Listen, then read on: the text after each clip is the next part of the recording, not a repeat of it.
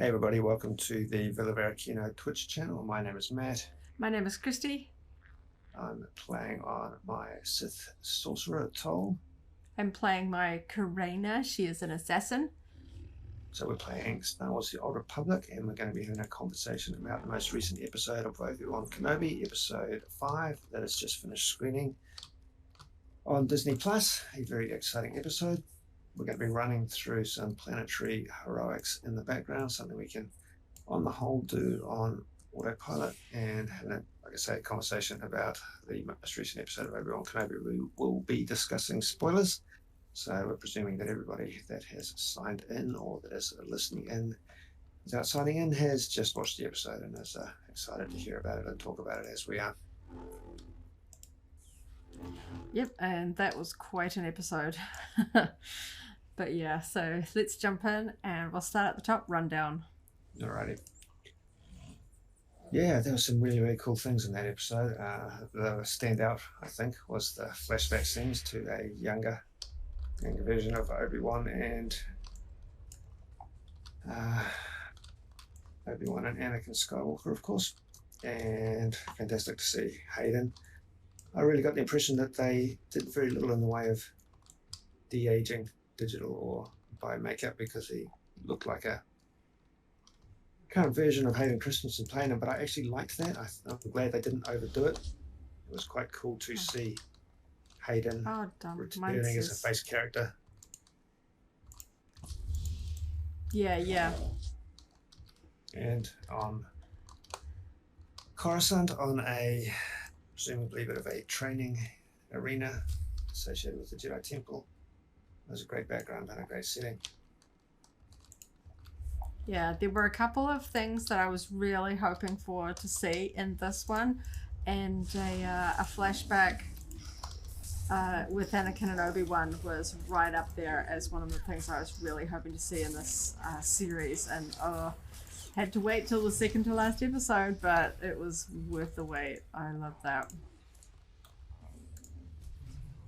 But we were already on a bit of a Star Wars high, having just attended the Auckland Armageddon convention on the weekend. Did a bit of Star Wars costuming and hung out with the 501st Costuming Club fundraising there, which was a lot of fun.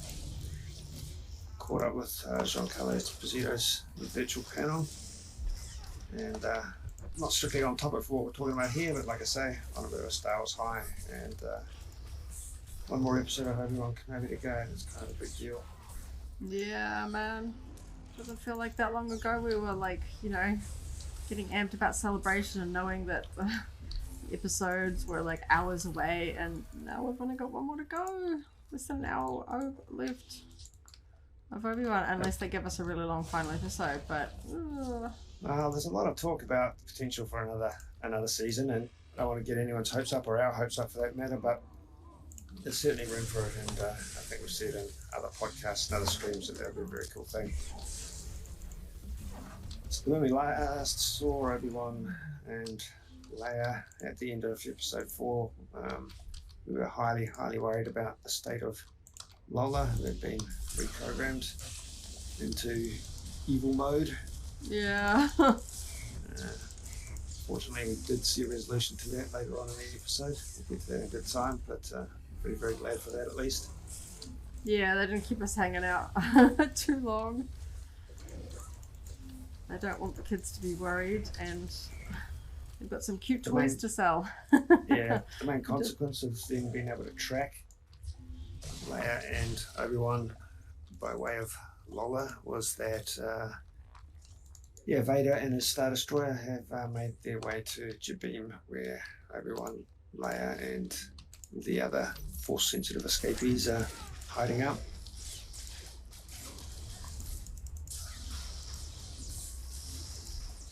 And we see Vader promote Reva to Grand Inquisitor for her success in tracking and tagging them and tracking them down. Yes. Interesting that we didn't see the other 2 Inquisitors in this episode. No, we didn't. They've sort of been left behind to be focusing on this one. Yeah, I guess they're not even actually... They're possibly going off and tracking another Force sensitive somewhere. Lots to do. Yep. Sorry, I'm just scavenging over here. So yeah, lots of good on-screen Vader time. Yeah. Most of any episode, I think. Yeah, he was very, very prominent. And the flashbacks kept recurring. It was quite cool as they were in hyperspace and you were sort of lost in thought, peering out the window at the... Yeah, like, I don't think they're shared memories, but like in terms of they're both having the sort of flashbacks at the same time. But they do seem to imply that both Obi-Wan and Anakin are reflecting on their sort of time together, the sort of the lessons that they learned and things like that. Because we sort of see both of their faces sort of leading into those flashback scenes. Well, Vader's helmet and Obi-Wan's face. So sort of obviously their conflict, current sort of conflict, is making them reminisce. Yeah, well, the flashbacks do tie into Vader's presumptions about Obi-Wan's strategy once he arrives at the planet Jabin. He knows that basically Obi-Wan will do whatever he can to help the others escape, and he's sort of using that as part of his... Vader's using that as strategy to capture him. He knows he doesn't have to get too complicated, that Obi-Wan will, stick to his character.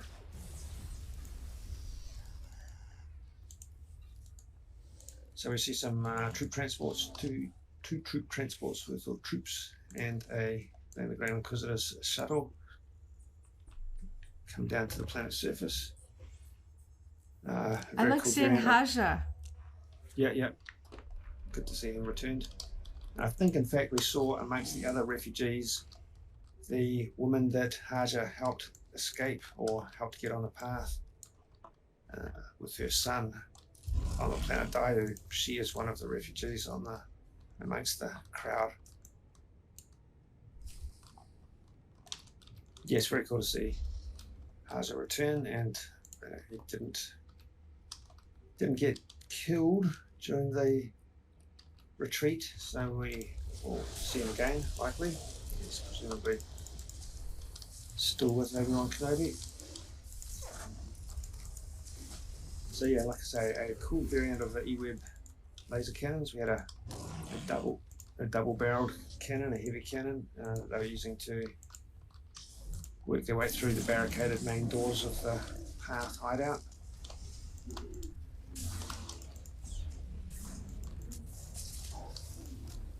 And Obi-Wan's strategizing to try and bide some time for the others to escape. Now, actually, some really, I guess, a few people discussed that this was fine, but we see significant development of the third sister's backstory when Obi-Wan communicates directly with her through the metal door. Reveals that she was, in fact, a Padawan that escaped by feigning death, or at least was quite sort of wounded. Yeah, I was just trying to figure what she said. I think she said she'd lay amongst the other Padawans and felt their bodies go cold. Yeah, so it does, in the flashback, does seem to imply that she was stabbed but didn't ultimately die. She was left for dead.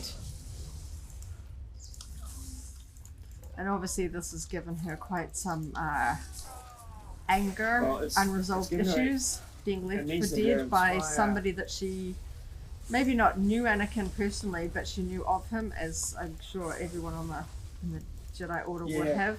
By the way people react to Obi-Wan, it seems like the big names amongst the Jedi Order, well known, they have a reputation. Well, yes, I'm sure that even within the Jedi there would be not exactly gossip, but yes, he would be like, oh, he's the chosen one, the one that Qui-Gon wants to train, and so Obi-Wan's doing it because everyone would know he wasn't a youngling. Being brought in. The variation from the skipped over that part.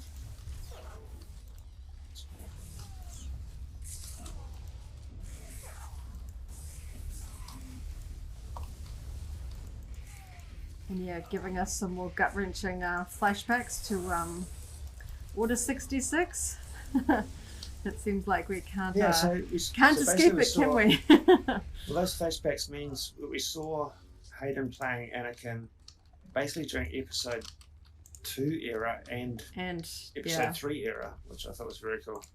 Yeah, which is kind of fun because in the sort of the hype and the media lean up, they were like, "Oh, he's back as Vader. He's back as Vader," and I'm like, I don't think they'd be making quite that much fuss about it if it was just Vader. And I'm glad. I'm so glad that we do get some scenes of him.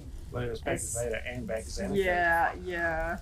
That just makes me so happy. It really does I like- tie back because the whole conflict between them is the fact that they were master and apprentice, and later on, brothers. I mean, like he says, you were my brother, Anakin. Like that is the torture of it all because their relationship was so close. And so that Coruscant flashback, we're jumping around a bit here, I know, but that Coruscant flashback was basically during the episode 2 era. That's really quite an interesting development, revelation in some ways about Anakin's state of mind at that point in time and his relationship to Obi-Wan and his ambition. Well, Obi-Wan says something like, "You always have to prove yourself," and I'm like, Exactly. "Well, yeah. I mean, he was a slave for his almost known life, And now he's got the burden of this having prophecy. being the chosen one is a pretty big title, pretty big mantle to carry You when wouldn't you've wanna been." just sit back and assume something's good. If you've been labelled the chosen one, you wouldn't want to sit back and just assume it's all going to happen without effort.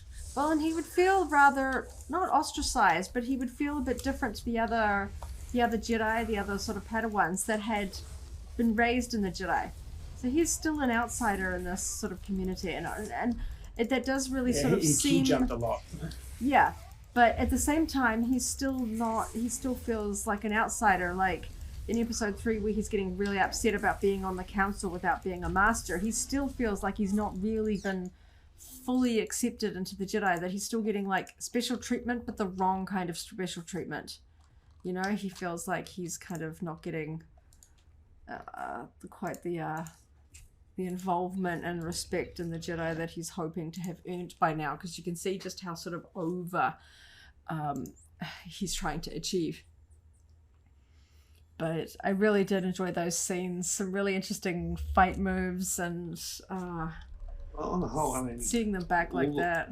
All the fight scenes in this episode, the later ones with. Now I'm turned around a little bit. Where am I facing? There we go. Yes, there was some really interesting choreography, lightsaber choreography, where they used the Force not just directly saber to saber. They used it slightly more creatively in a number of instances. But they say they, I mean, both Obi-Wan and Vader ultimately, they quite liked the funky trick that Obi-Wan played during the flashbacks where he whipped Anakin's saber out of his hand. Yeah. There were some really interesting moves, and it was fun to see, while we might not see it in the sort of the present timeline Obi-Wan, seeing Obi-Wan in his sort of height, when he was Anakin's master. So we're seeing what he's sort of fully capable of during, well, at least a sparring match. I thought that was neat. Seeing that, yes, that in his prime he could go toe to toe to Anakin and would best him. Yep. Because yes, we did see that in episode 3. But yeah, Fred says best episode yet. Yep. That was. Oh, it was one of those ones where it was making me sort of yell out loud, what the, Just on that exact topic, I mean, I thought the lightsaber fighting and Force fighting and the whole was really cool. And it also, I know obviously there's stunt players that contribute, but we know for a fact that both Hayden and Ewan are fairly adept because of the amount of training they did back in the day and more recently in preparation for this. So they're contributing a lot to the visuals of those things, and I thought that was... much respect to both of them. Yeah. Because it works really well. You can see just how much effort they've put into that training scenes. That there might not be fight choreographs, but they've got to look like Anakin's really trying to beat Obi-Wan, putting this full effort into it. I really did enjoy those scenes. Back on Coruscant. Yeah. So I was trying to remember the exact scene-by-scene play. We talked about the fact that Obi-Wan talked to Reva through the door, and they had the conversation and the revelation about her being a Padawan. and that is her driving motivation. That she's not obsessed with killing Obi-Wan, not directly. That's not her primary one. He says you're not serving Vader, you're hunting him, I believe was the wording. Exactly, yeah. That she's climbing within the ranks because she wants to get close. She wants to have the opportunity to exact revenge. Yeah, and you've got to really bide your time. You can't go head on, front on. You've got to get a little bit mischievous because he is so powerful. Blind, not blind, not unaware. So it's not. So at that point, even though they've had the conversation and Reva breaks through the door with her lightsaber, cuts through the bar that's locking it, and the refugees are forced to retreat as the stormtroopers pour in. We unfortunately ultimately see Tala sacrifice herself, which I guess is an understandable part of her character and her story arc, because she did earlier talk about seeking redemption. Her whole contribution to the path was because she felt guilty about what she had unknowingly done, and helping the Inquisitors earlier on. That it wasn't just a vague, I'm in the Empire and the Empire's bad. She did something that she feels awful about. One of those scenarios where you feel bad that someone has sacrificed themselves, but you understand that it was what they absolutely felt necessary. And Ned B dies. He basically when he was getting shot in the back, I was like, oh no, it's a K2SO moment. Yeah. He basically uses his body as a shield to protect her, so that she can survive long enough to at least take a few more stormtroopers out with her. Sad backstory for her, finding out that she had been sort of part of the Imperials that executed 4 families of Force sensitives, as she says, which included 6 children. Yeah, so I liked Ned B as a non-speaking character. When he was lifting the heavy beam to barricade the door, it struck my mind that he kind of reminded me of a Bender droid because he was carrying a big heavy beam, and I realised that Ned B is an acronym for Bend. Fred says, did they use some 501st members again? I noticed some non-Rogue One stormtroopers in that group shot. There were a lot of troopers there. Yeah, I wouldn't be surprised. Just standing there. Haven't heard definitively. Because they would have had to sign an awful amount of non-disclosure paperwork. Yeah. But yeah. Yeah, jealous. Yep. If that is the case. I'd like to upgrade my Stormtrooper armor for a Rogue One variant one day. It's pretty smooth stuff. Yeah.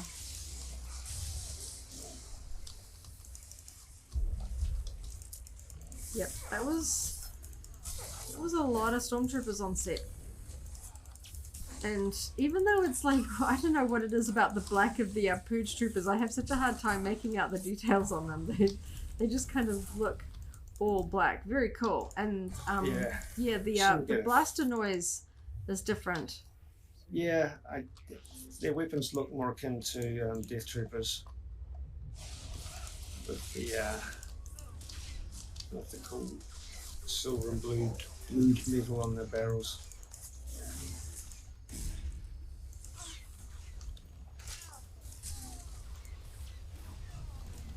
So Tala sacrifices herself, Ned B protects her, and they both go up in an explosion that lets Obi-Wan and Co escape to the main stronghold of the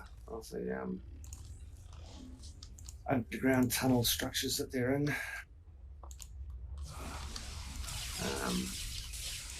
They still haven't got the doors open at that point, and Leia has gone up into the air vent to try and, we're getting the timelines right, to try and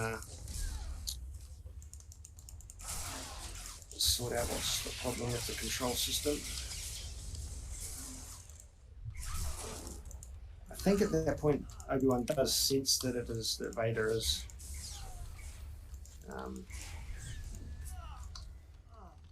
in proximity.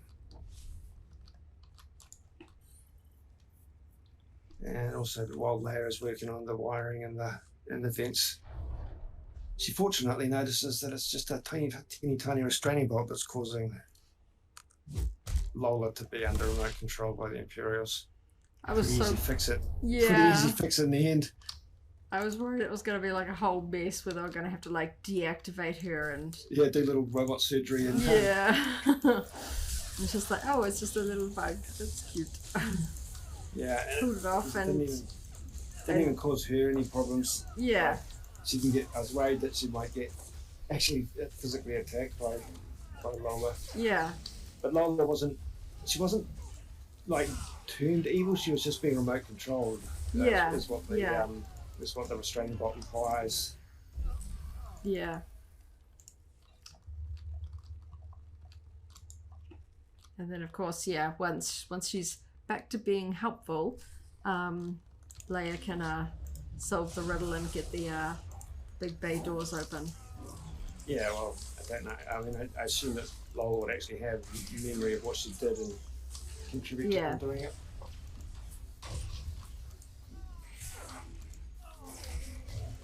And then we get a really cool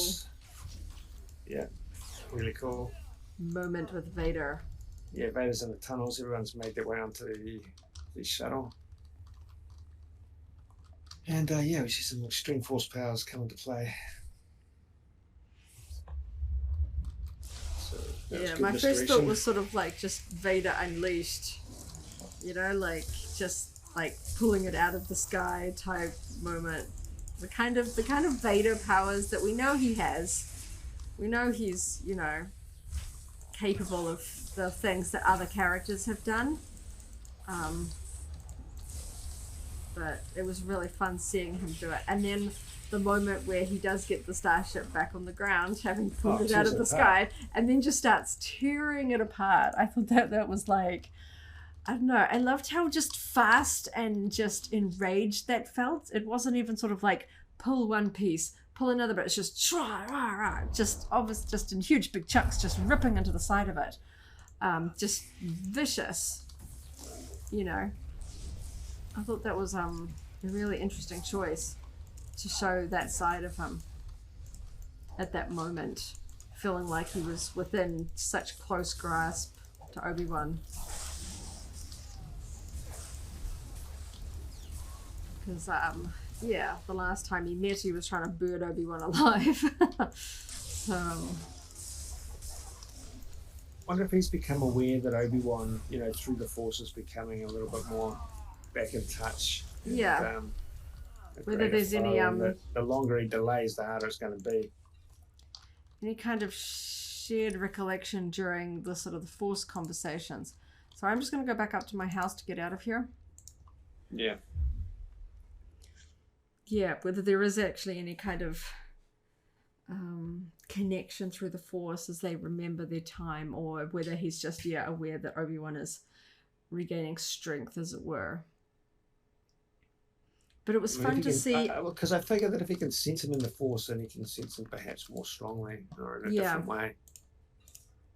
We're going to head to CZ. Yep. Fun to see. What was I going to say? Obi-Wan, I don't know, fighting like full strength in the flashbacks.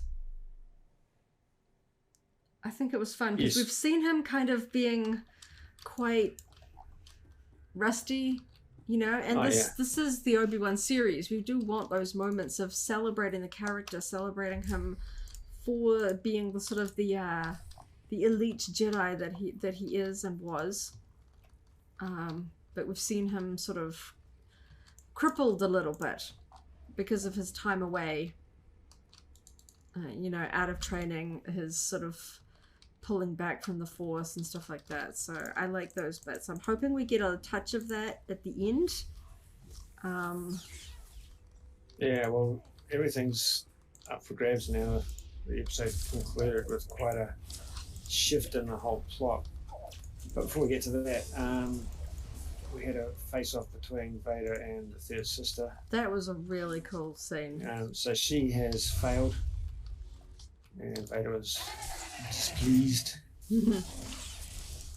And yeah, so Yeah, because she's tipped her hand now that she's not the loyal servant. So once she ignited her sabers against him, it was kind of clear that was not going to slide. And it looked like he was aware of her intentions as she was coming into the room. That it wasn't like she snuck up on me. It kind of had the vibe of he knew this was coming. He could sense it. She didn't take him by surprise in the slightest. But it was not quite toying with her the way he was with Obi-Wan, but it did feel like it wasn't like that she wasn't going to best him here, but she's fueled by rage. And I think that there's an interesting dynamic because he is the source of her rage, the reason why she's gone from innocent youngling to, as she stands at this moment, Grand Inquisitor. You know, that's quite a trajectory. Similar to him, you know, Anakin went from humble slave on Tatooine to, you know, Lord of the Sith, controlling the galaxy. Just speaking of Vader toying with her, obviously he was just using the... I'm going to finish off on this box here. Vader was just using the Force to deflect her saber attacks and so forth. And he was doing that completely by choice because he clearly later had his own lightsaber just hanging on his belt. Yeah, I thought that was interesting that he doesn't actually use his own saber in that scene at all. Yeah. I'll pick these up. So everything he did was intentional, not out of just pure necessity. Gotta say, I'm curious to see if that episode will make any difference to the HasLab pre-order. Oh yeah. Where the people are like, ooh. Busy? I want to see if that is. Yeah.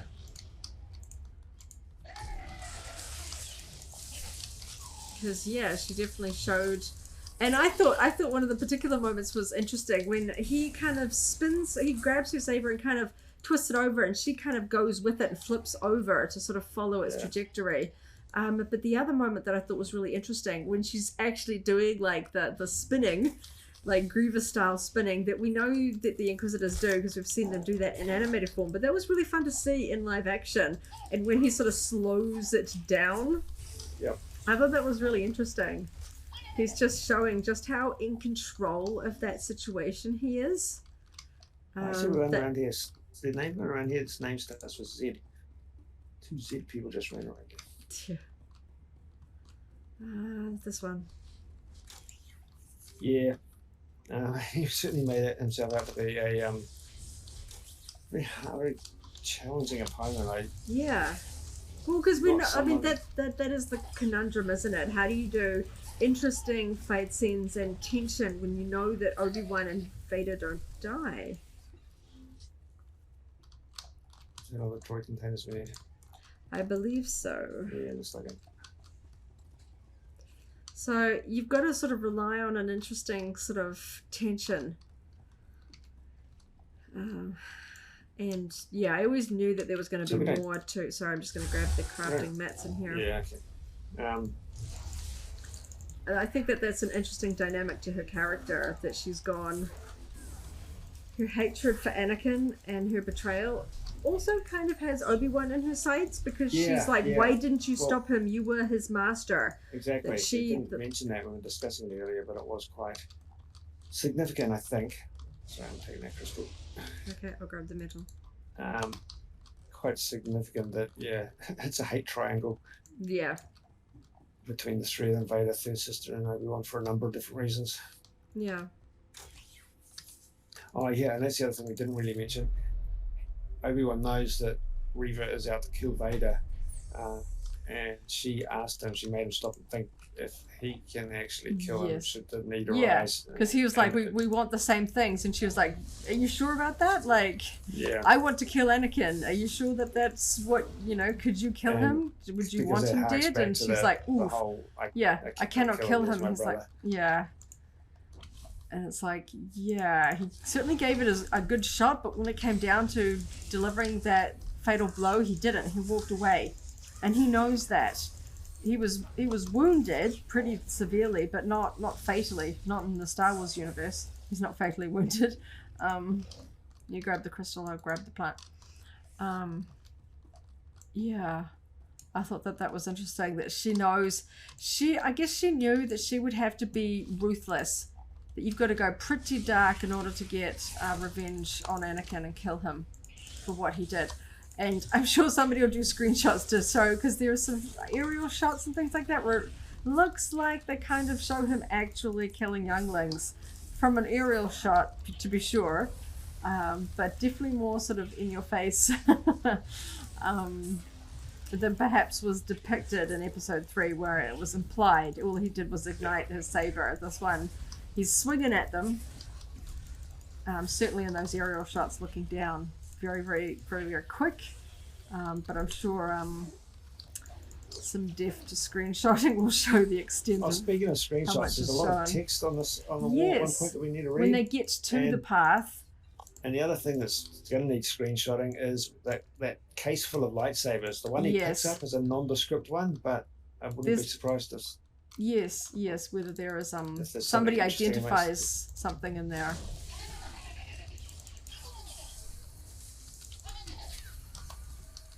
So Vader stabs Reva. With her own lightsaber. Yeah. Which is kind of brutal.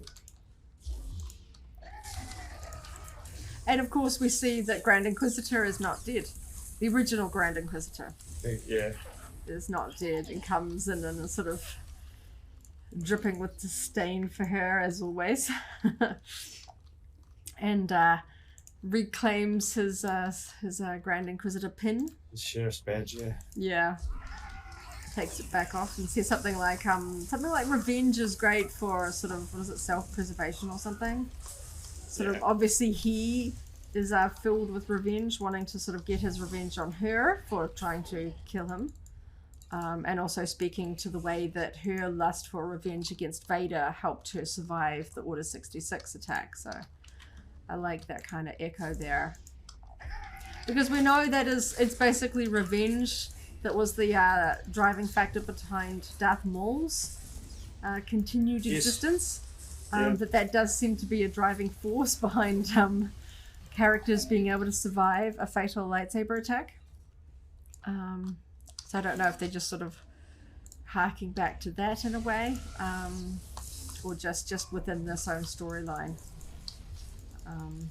And we see, I was just thinking, my brain's just scrambling around. We see that Obi-Wan has received a sort of a secret communication from Bail. Yeah, the video message. Yep. Yeah, via his classic Jedi sort of holo communicator, which is a fun prop to see.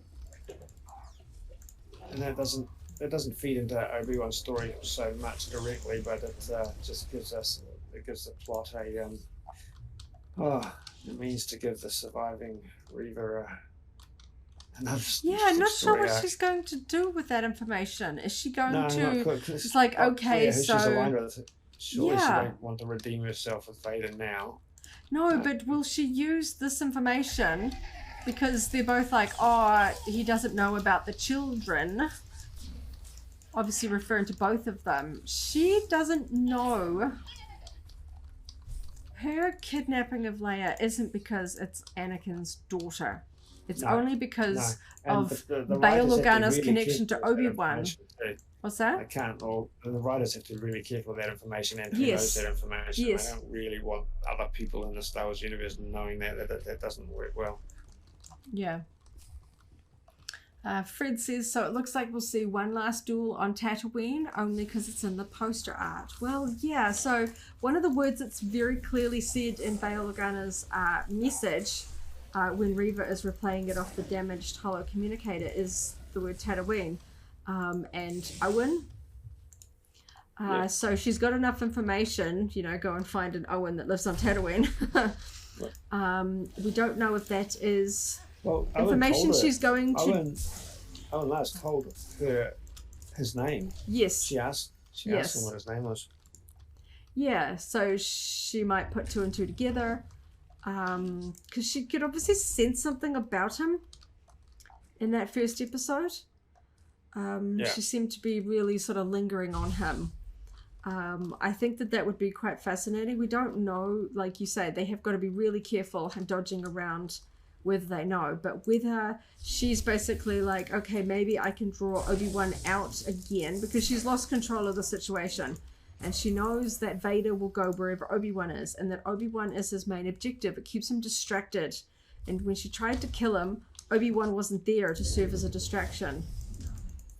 So maybe she's going to try again. This time, perhaps, if she can draw Obi-Wan to Tatooine, get Vader there, and when the two of them are fighting, she can jump around and kill him in the back or something.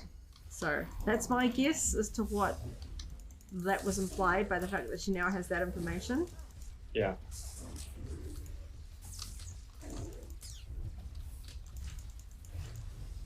Ah, oh, come on.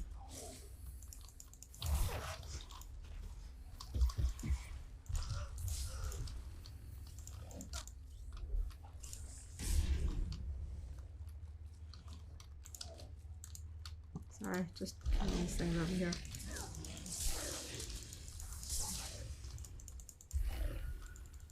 I like the moment in the dueling flashback where Obi-Wan hands the lightsaber to Anakin. It made me think of the scene in Attack of the Clones where he hands the lightsaber back, having caught it during the Coruscant speeder chase. Yeah.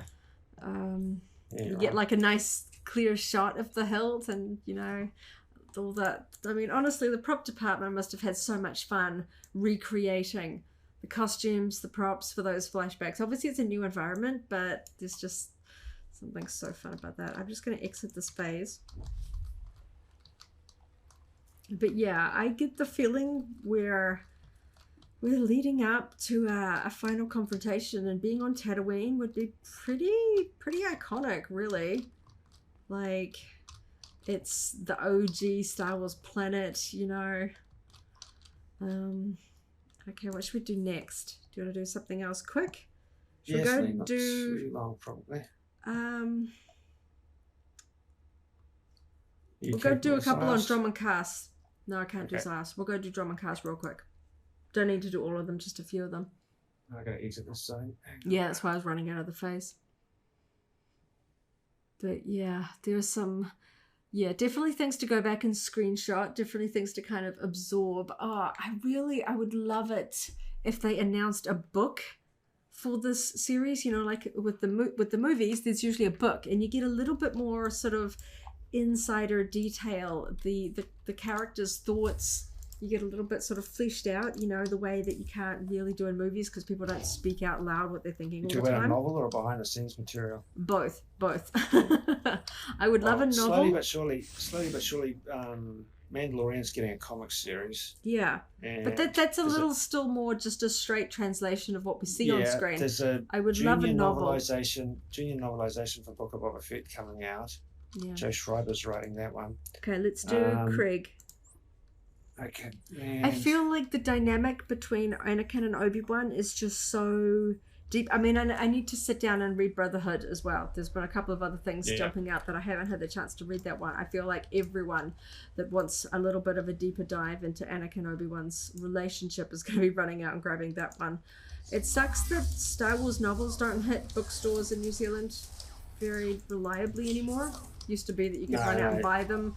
Nowadays, you're having to track them down online, so it's not an easy thing to do quickly or efficiently. Hey, but just jumping around a little bit, speaking of books coming out for movies, but not so much for TV series, they're totally going to screen all episodes of this in the theatres and a couple of theatres in America and Canada. Which is a fascinating concept. We haven't seen them do 5 that. hours worth. No. I haven't seen them do that since the very, very first episode of the Clone Wars cartoon. In like, 2008 or something that was? Yeah, and that was only... My brain is like, what? Like... Oh, well, the other thing, and I know it's going to make you seriously jealous, I just noticed it just before coming on. I think the screening in Toronto... Hayden's going to be there? There? Oh, man. Oh, dear.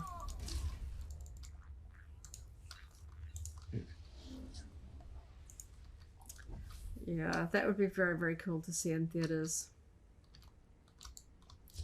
just to sort of experience it. I mean, because, we all love Star Wars on the big screen. It's where we saw Star Wars. I did appreciate that there was a really quite a cool shot of the Star Destroyer sort of as the two transports were leaving. It was very sort of echoey of that initial A New Hope shot, isn't it? Sort of directly overhead the camera, looking down at the sort of planet beneath them. I thought that was really quite fun.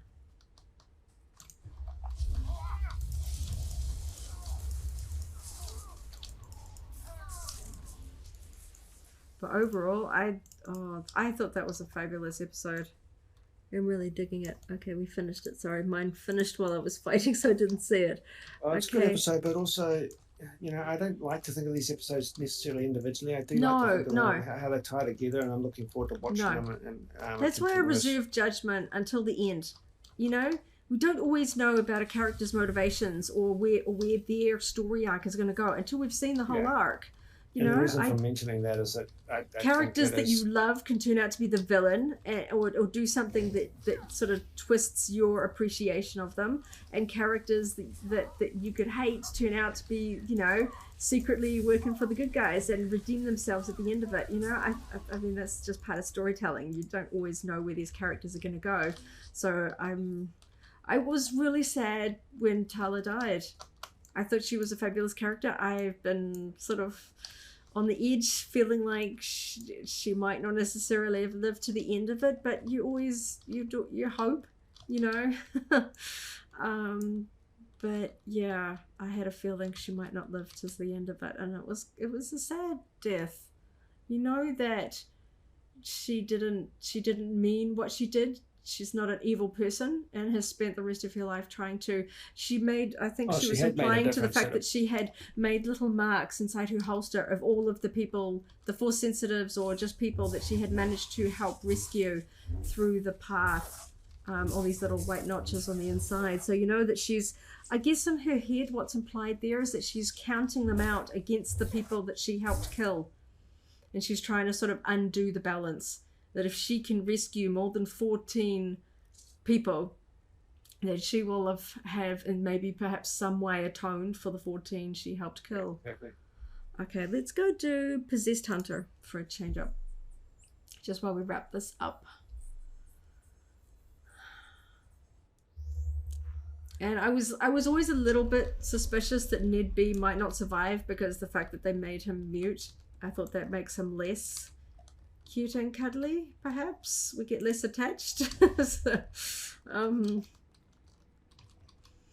But yeah, it was clear that he knew that he was basically gonna sacrifice himself, basically acting as a droid shield in front of her. And I think they kind of tried to show, or at least, imply that he has wound down, that he's been destroyed. He kind of bends over in front of her and it looks like he's been switched off, or at least damaged to the point of he's deactivated. And before she activates the thermal detonator, that she knows he basically died protecting her, so that she could do one final act of rebellion against the Empire and take out a few. But we knew more of his backstory and motivation, though. Why would a droid be helping in that way? Yeah.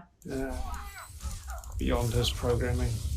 Definitely need a lot of action figures now. We've got a few.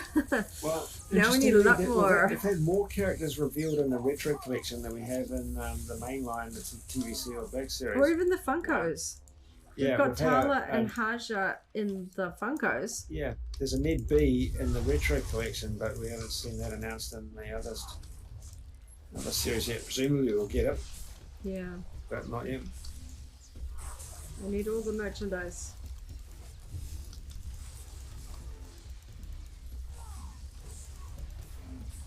I don't know, there's the flashback scenes being Attack of the Clones. I guess they're just hitting a little close to home because of the Attack of the Clones 20th anniversary and stuff like that, and sort of seeing them really reminisce about that era and then seeing them basically add to that in this series was just like, oof, and not just once but multiple times, man. I was like, oh, they're gonna make me cry. Okay, let's go do saving face.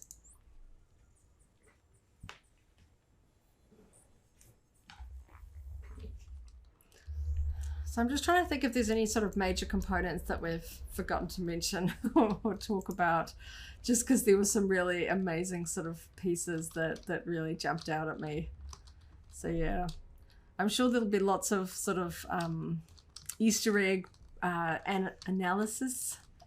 Yeah, after revelations, yeah, people putting some bits and pieces together. But yeah, they better not drag their feet on the Disney gallery sort of behind the scenes. I want to see Ewan and Hayden on set practicing, like seeing them like talking about how like amazing or weird or whatever it was getting back into that prequel outfits. They talk about it being like, 20 something years, because for them it would have been even longer. Hey, what would be funny? Because they filmed it in 2000. They filmed Attack of the Clones in 2000. So that's like more than 20 years. And then coming back together, putting on what is essentially the same costumes, and doing that all over again, And it's got to be, people talking about, the fact that whatever movie or genre that they're doing, and they're like, oh, who would have thought, 20 years later we'd still be sitting here celebrating it. But it's another thing to actually come back and actually recreate it, as it were, after 20 years. I mean, not that everyone would have thought that the Star Wars would be gone by now, but, just it's not a common thing for any actor to be coming back to the same character, the same role, in the same costume. I'll tell you what would be funny, though. It was D23 Expo where they first revealed that Ewan was going to play Obi-Wan, and that was the conversation between Kathleen and Ewan, where I can't remember exactly how it went now, but you might better than I, where he said that he gets asked whether or not he'll play Obi-Wan again, and he said, yep, it will be.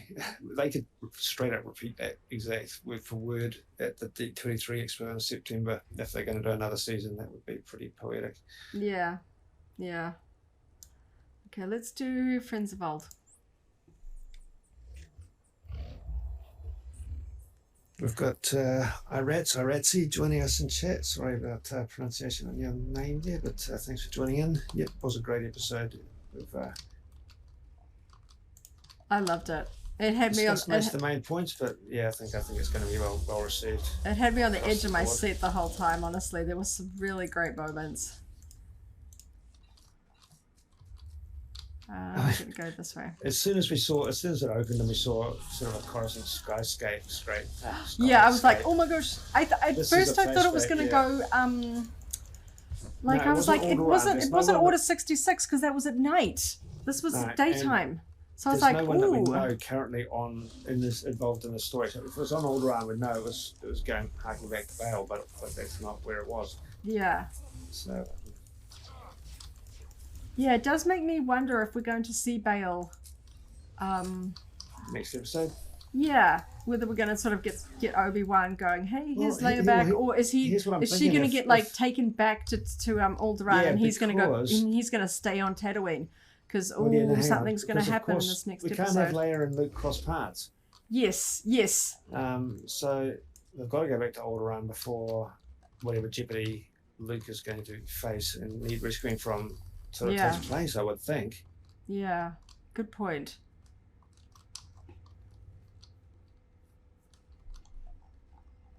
Yeah, that'd be interesting to see how they do that. Because I know it feels slightly morbid, but I want to see Bail one last time. Like on Alderaan, knowing that he is going to die. Hey, you're shooting me. But I don't I don't want to just leave it sort of unsatisfied. I know he's going to die when the Death Star blows up Alderaan, but your dude is attacking this droid. I'm still hoping for Jimmy Smith to be in Andor as well.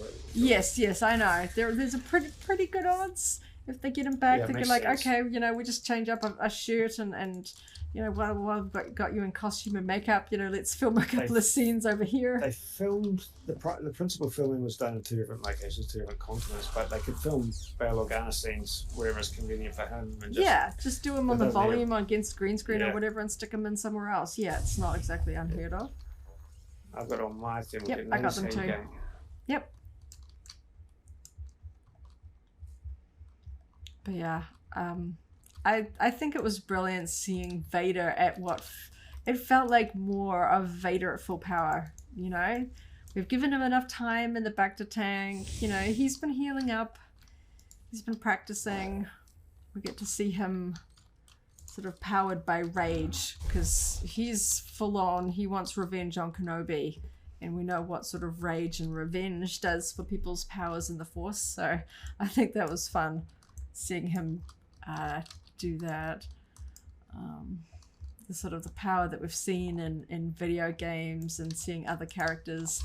Because there was obviously, it made me just, you know, off the top of my head, it reminded me of Starkiller pulling a starship out of the sky. We've also seen Yoda do something similar to that in the animated micro series, the Tartakovsky series from way back when.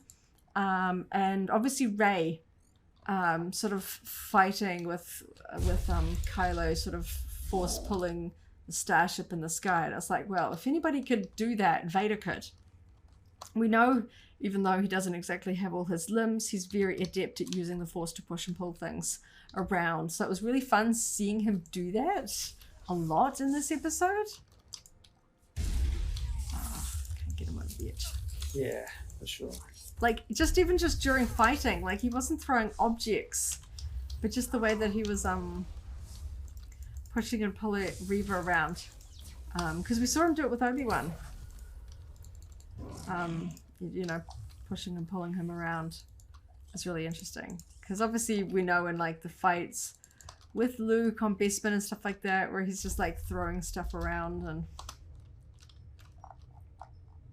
Hello.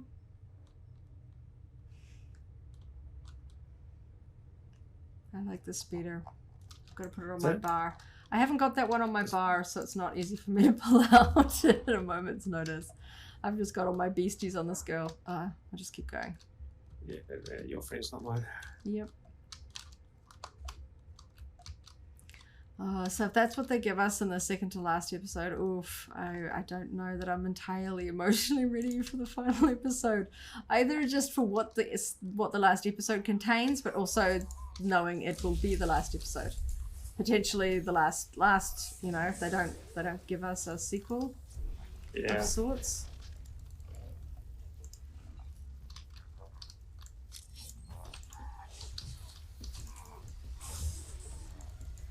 Oh, we need to kill 2 more.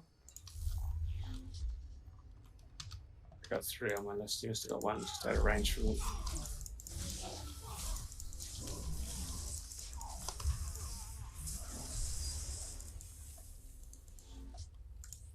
Still need 1? Yep. Oh, drat.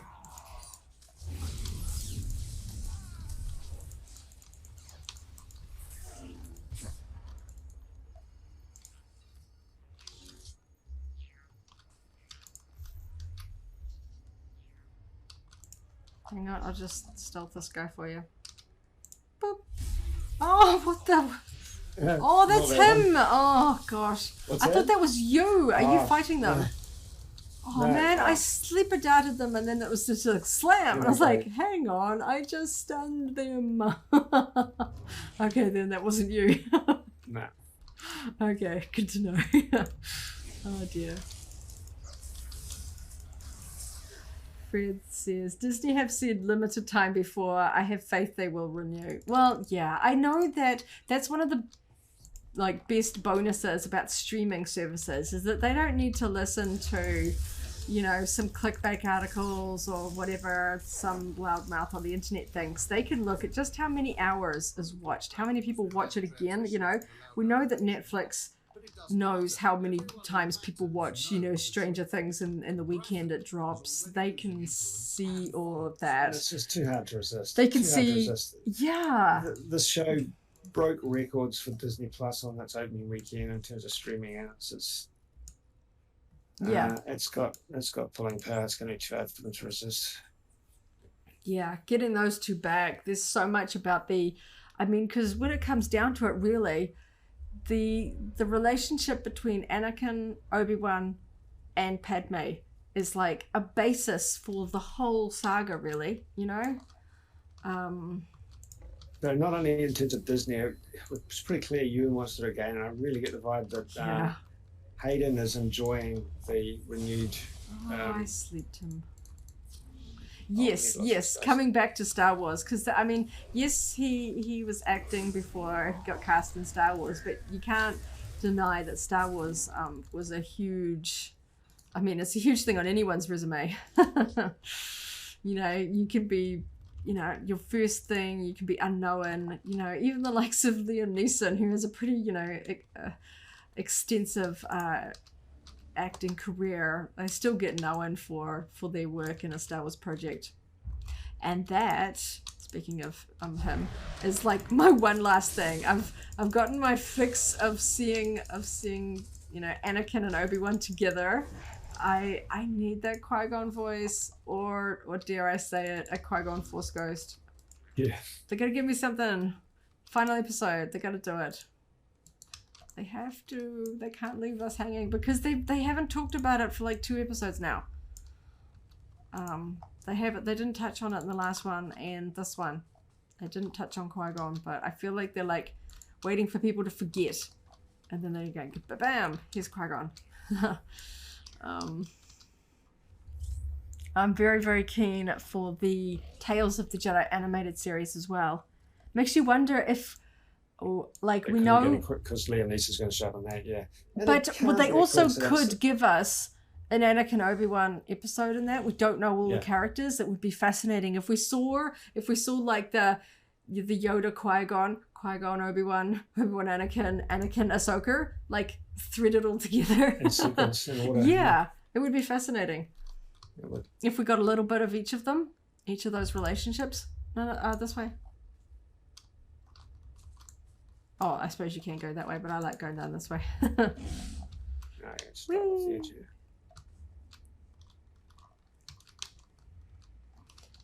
But yeah, that was a fantastic episode. Fantastic sort of story development, lightsaber fights, force powers. I like the fact that we got Mohaja Estri, that he almost seems to take pride of the fact that he's wanted by the Empire. He might not be a legit Jedi, but he's still hunted like a Jedi. As an outlaw, it gives him a little bit of legitimacy. Yeah. It's not...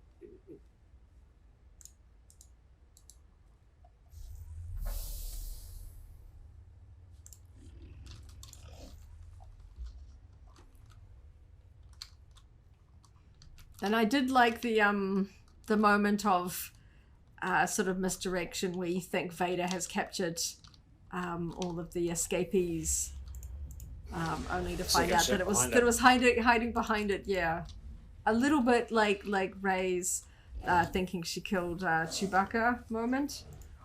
Turns out there was a second ship, but I thought that was so they're successfully escaping. But yeah, it's interesting that they don't mention where they are escaping to. No.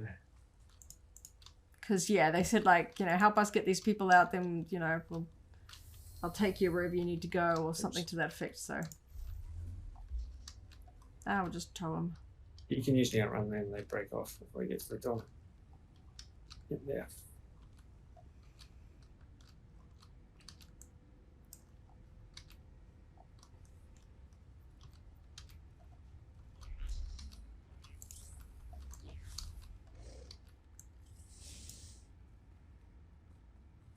I do think it would be kind of curious if, it always felt like perhaps Vader and Leia have met before in A New Hope. Yeah. They must be aware of, because he's kind of leader, right, of the Galactic Empire, and she's senator, or senatorial at least. That she would be aware of him, even if she doesn't she doesn't know the familial connection. Yeah, exactly.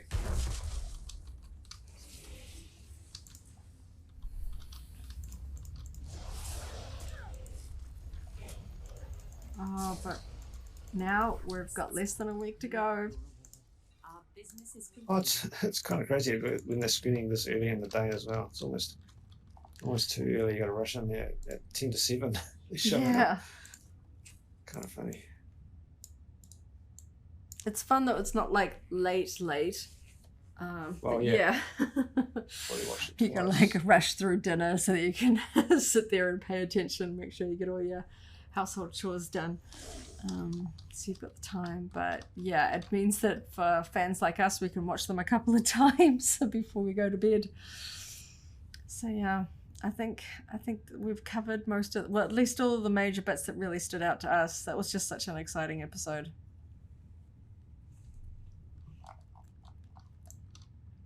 Yeah, so we'll talk about this again in the SWTOR podcast, which we do every Tuesday, every Monday evening, Tuesday morning. Probably in a little bit more of a linear and organised fashion. But it's always good to just have a quick chat straight after watching it and enjoying a bit of a conversation with other fans. So thanks for listening in and listening to us ramble. We'd be rambling amongst ourselves if we every time we watch these episodes, and it's good to be able to do that with a few other Star Wars fans around New Zealand. But on that note, I think we have run our way through enough in the way of heroics and details from Obi-Wan Kenobi. Park this character back in his stronghold, and we will sign off for now until next week. So yeah, really appreciate everyone signing in and listening in. We'll catch you next time. Yep.